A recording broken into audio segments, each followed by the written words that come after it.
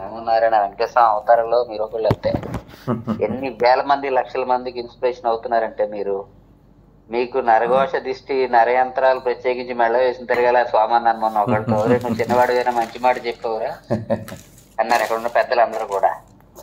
నిజంగా 1000కో 1,00,000కో ఒకళ్ళు పుడతారు, యుగానికి ఒకళ్ళు పుడతారు అలాంటి వాళ్ళు. కనీసం అలాంటి వాళ్ళు పాదాలకు నమస్కరి ఎందుకు వెళ్తున్నారు, ఆయన పాదాలకు నమస్కరించుకుని వెళ్తున్నాను, విషయం ఏమీ లేదు అక్కడ అన్న. ఆశ్చర్యపోయారు. అంటే ఇక్కడ మాకు గుళ్ళో కార్యక్రమాలు, లక్షపత్ర పూజలు ఇవన్నీ ఉన్నాయండి. నిన్న మొన్న మహాశివరాత్రి కదా, దాని నిమిత్తం మొన్న మీటింగ్ వాడాడు ఉంటే వెళ్ళేసి మళ్ళీ వచ్చేయడమే. రాత్రి 9:10కి బయలుదేరితే 12కి వస్తాం, పడుకుంటాం, మళ్ళీ మొదన్న కార్యక్రమం మామూలే అనుకుంటుంటే ఇలా జరిగిందనమాట. ఒక్క పని చేద్దాం అయ్యా, నేను మీకు ఆ శంకర శర్మ గారి నెంబర్ పెడతా. అది మన బంగారేశ్వర గారు కాదు శంకర శర్మ గారు వారి బ్రహ్మత్వం చేస్తారు బంగారేశ్వర శర్మ గారికి.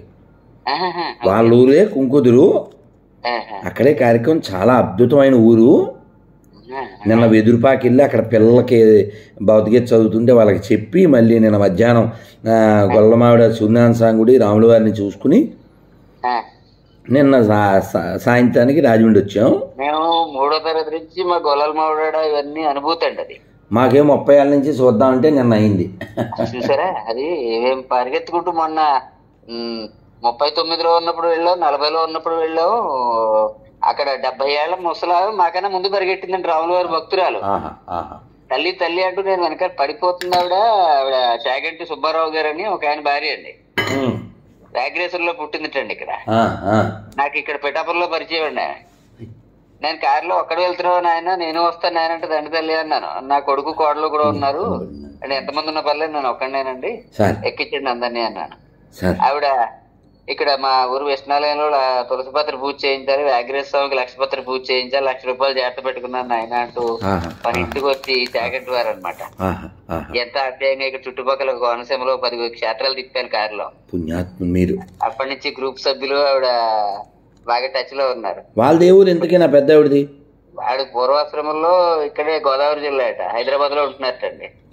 అయితే మీకు ఒక్క మాట చెప్పాలి ఏంటంటే పసలపూడి ఉందిగా. అవునండి, పసలపూడి అదే మన వంశీ వాళ్ళ ఊరు. అవునండి, ఆ ఊరి వారు నిన్న వచ్చి అదే వాళ్ళ ఊర్లో ఉపన్యాసం అడిగారు.